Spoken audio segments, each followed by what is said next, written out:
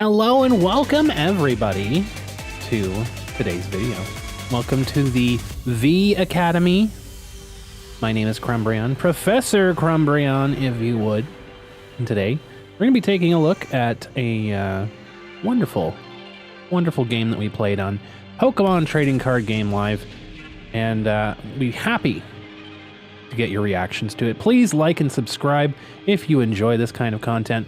If you want to follow me and watch games in real time, check me out on twitch.tv/Crumbrion. For now, let's go check out the game. Thanks for watching. 3, 2, 1, go! Hello, YouTube. Welcome back to another wonderful video here. We're going to be showcasing a match that we had recently. Kind of a unique one here. It was a very bug-filled match, I'll say. Bug-filled match. So this one's going to be against Alakazam. So we start out our Dreepy here. This is our Peri-Peri Pult list. Dragapult and Blaziken. Pretty solid opening hand here. We're going second into Alakazam. Obviously, Alakazam likes going first. We believe we won the coin flip, chose to go second. We don't know what we're playing into, obviously, but we have Lillie's Determination. We have 2 Pokepads. We have at least a decent opening start here. Grab our Budew. Obviously, Pokepads are great to grab anything here. We could prefer to use them to grab Drakloaks, but when we're in this situation, we're just going to be looking to set up as much as possible. Get our draw set up as much as possible. So we could have set up a Torchic here. Didn't really need to more than we needed to get more Dreepies down. We needed to get a wide board of Dreepies. We can get into a bunch of draw here because we're going to try, well, we needed to get a basic energy here to retreat as well. So we get the energy off of the Lillies so we can get into the item lock right away. It's going to be a very important step into Alakazam because Alakazam really enjoys playing items, especially early. So we can avoid Alakazam getting things like Hilda. They can avoid playing Dawn on their opening few turns here. We're in a pretty good spot against them. It gives us some time to set up here. It's a little bit of breathing room. We've already played 2 Pal Pads. We don't have any Pal Pads left, but we do have Petrol able to grab us something here. So we have a rare candy. We can get a Blaziken set up almost immediately here. So this one's basically going to be looking at, all right, well, what do we have? We know we have Watchtower in the deck. We're going to go grab Lillie's Determination for a follow-up turn. So this is going to be a slower turn for us here. We don't get a Drakloak set up yet, but we're going to have a Blaziken set up right away, which is great. Now, we hit the Itchy Pollen. Generally, we want to be saving the Jamming Tower as long as possible. But we do kind of take a bit of a misstep here on the next turn, and it's going to pay back on us for quite a bit of time here. And a good reason as to why you should just hold on to your stadiums. We do, in fact, play 3 stadiums in this list right now. We've been doing some modifying and testing out. So playing the Jamming Tower here is going to come back to bite me, but you'll see we don't want them to have access to tools and stuff like that, like balloons or whatever else. Not sure if they do play any tools like that, but kind of a misstep to play the Jamming Tower early here. We don't need to play that. So we do get a Drakloak off the Lillies, which is a pretty big deal. We get Dragapult Rare Candy in here as well, which is also a pretty big deal because now we get to keep our Drakloak and we just go ahead and Itchy Pollen. So gonna be a lot of this, a little bit of a slower game. Obviously, our opponent can't really do anything. They're stuck with the item lock here. And this is exactly why you hold on to your Jamming Tower, because they immediately slap down Battle Cage and then they pass turn. So now all of a sudden our Phantom Dive options are completely nerfed. We don't have the ability to take out multiple Pokemon. Now it's going to be an even worse game for us. We're working against ourselves here. So having 2 stadium bumps would have been nice in this situation because we could have had the Jamming Tower in the deck, fished out the Jamming Tower at any point in time. So now we're only relying on one of our 2 other stadium bumps, which we don't know that one of them is prized, but one of them is in the deck we saw earlier. And so now this turn here, you've noticed it's already started. It's a very interesting time for this start. We're seeing a lot of lag come out. This was just off of Lillie's Determination. We didn't even do anything wild on this turn. Just off of a Lillie's here. We're going to try and start sparking the system back into recognizing that something's going on. There's a card missing in my hand, which is a boss's orders. We start clicking on things. This is going to start kick-starting the system to get us back into gear here. And now, from this point forward, my opponent's going to play perfectly fine. Very suspicious happenings happening here. Alakazam is pulling some tomfoolery here, so we draw another blank card, but we are going to boss up this Abra. Because of Battle Cage, we can't do any Phantom Diving to it anyways, so it doesn't really matter what that invisible Ho-Oh was. And now we know that if we Recon Directive, we're going to be playing this lag game, and now we're race against time because the system clock is going to start timing us out if we don't do actions very quickly. And so now we have to play a very tough matchup in a very razor thin time margin, because now for whatever reason, not entirely sure how this happens, but something is lagging only my side of the client out. My opponent has no problem playing the game right now.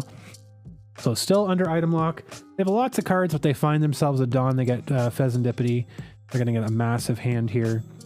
They got the Dunsparce out. They have Abra.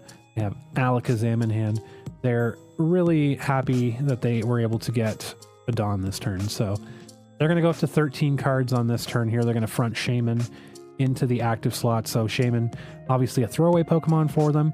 Not really something that we want to be attacking into. So taking a look at their hand, we know what they have. They have quite a significant amount of cards, and we're running out of things that we can do here because we have to be very careful. We are trying to try to get another Drakloak here. Tool Scrapper was the invisible card this time. We're going to go Ultra Ball. There's another invisible card in the deck that we don't know what it is.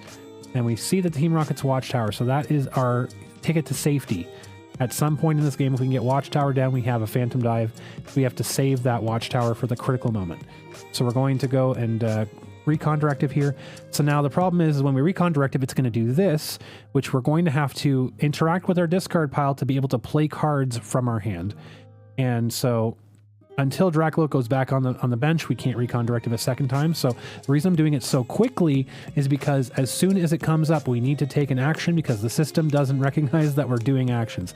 And so I throw down the Xerosic's Machinations because we've already done 2 recons this turn. I'm a little bit afraid that if I Crispin this turn, it's going to lag me out and I won't be able to Itchy Pollen. So throwing down the Xerosic this turn, it's a little bit early for it, but they have to get rid of 10 cards here. It's a pretty big turn for them to be losing this many cards. So I figured, you know what? Not a big deal because they didn't have any Dunsparces down this turn.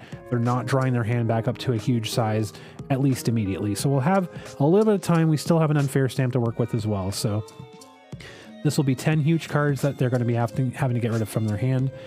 And so we just keep interacting with the discard pile. You're going to be seeing this a lot because it forces the system to recognize that we're still interacting, and then it'll bring up our little glowing circles around our cards to take a valid action and stop from the timeout here. So we hit the Itchy Pollen. You'll see me tapping the discard piles just to make sure that things are still moving fine. But you can see my opponent has no problem whatsoever playing the cards. They're able to play their turns out completely normally. They're able to grab Alanazade, grab their Pokemon here. They're going to start filling up their board and start making it a little bit more formidable for me, unfortunately. So we do have to deal with the fact that Shaman is in the active slot currently. Kadabra is sitting on the bench.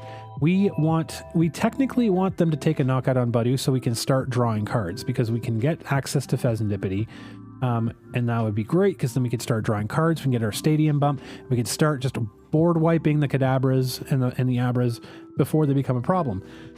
That's how you have to stay on top of this board as Dragapult. You have to deny them access to Alakazam pretty much the entire game. And you can do that in an invisible card. Wonderful. So we don't know what the invisible card is, but the boss's orders was not invisible, so we grabbed the boss's orders.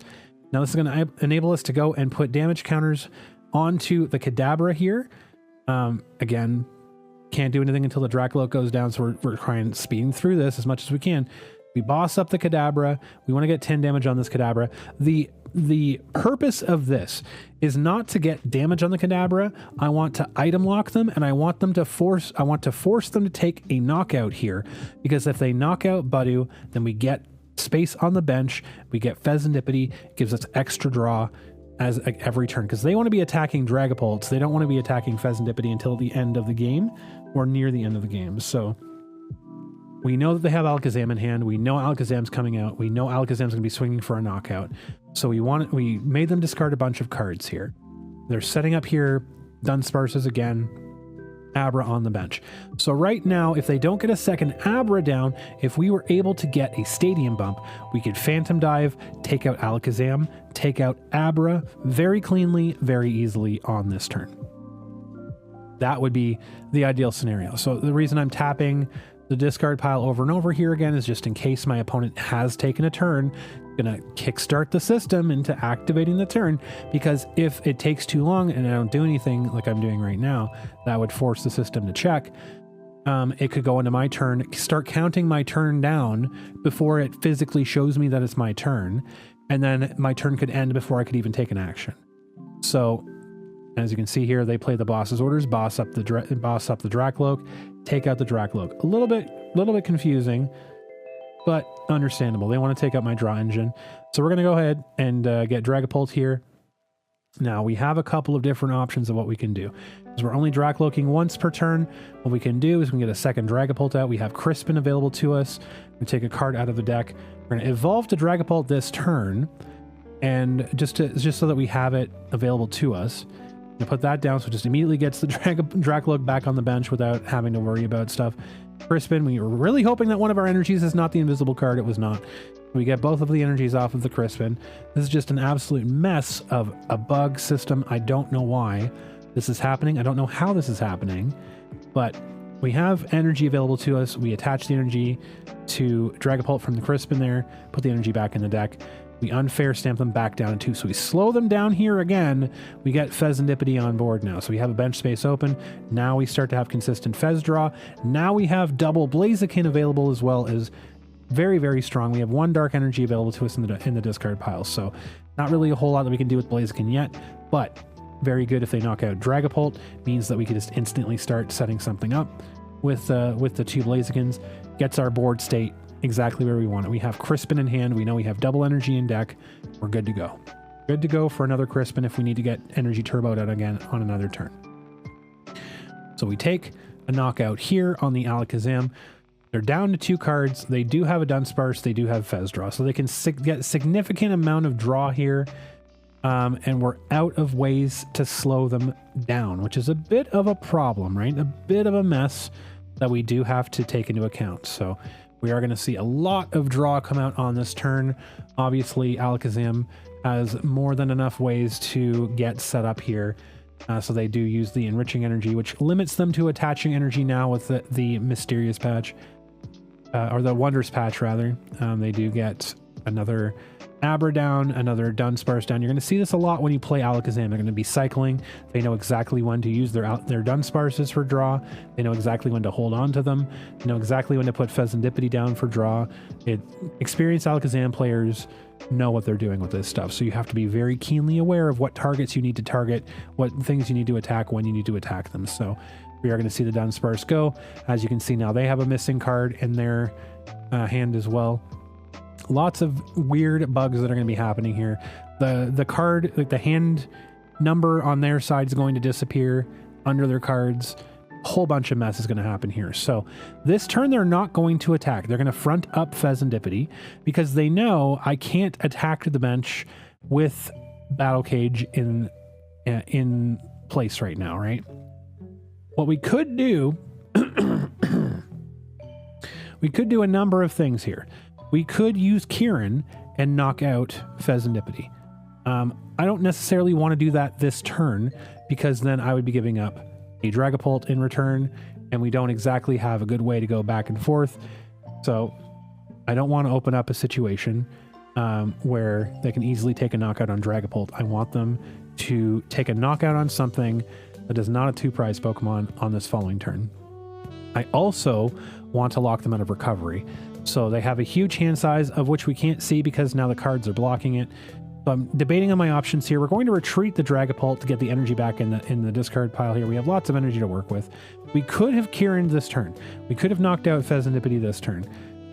But again, I wanted to establish damage on Fez. We know the resources we have in the deck. We have a Stadium Bump. We have a Phantom Dive that we can clear out this deck later. We don't want them to the last thing that we want them to have is access to a fresh Fezandipiti, because we knock out Fezandipiti, they get Fezandipiti back, they get more draw, more draw, more draw, more draw. So all this turn's going to be is just a very sweet and simple 10 damage onto Fezandipiti, and then that's it. So now we're forcing them to go into a Budew here, because our resources are valuable. Our Dragapults are valuable. Our Fezandipiti is valuable. Budew, we can do without Budew. We don't care about Budew. But we don't want Dragapults to go down, right? That's an important piece we don't want to lose.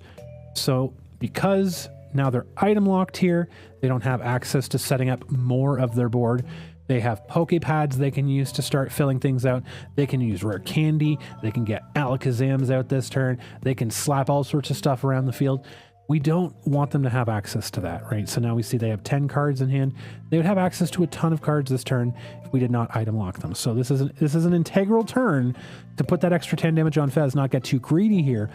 You could have taken a Fezandipiti knockout here, not have a knockout on bench. Now, if I did have a stadium bump, that would be different, because knocking out Fez, knocking out Abra would be a pristine turn. If we had access to the stadium bump, 100% could have used Kieran, put down the stadium, take out Fez, take out an Abra there, because that just means if they knock out Dragapult, then we just knock out their Alakazam, and the game is over. We take 3 prizes, the game is already over at that point. But we're at 4 prizes. We have to play this a little bit smarter, right? So they don't get an Alakazam out this turn. This is very important, because we know they have lots of access to Pokepad. This could have been an Alakazam, and that would have been a dead Dragapult if we had taken the knockout on Fez. Yeah, however, because we item lock them, we stop them from getting an Alakazam out this turn. Get more Fez draw. We still can't find our stadium. 8 cards left in the deck. We can't find our stadium. Very unfortunate. So, I mean, at this point, we're in a situation where we're conceding the Dragapult. We have a second Dragapult that is able to go at any point in time here.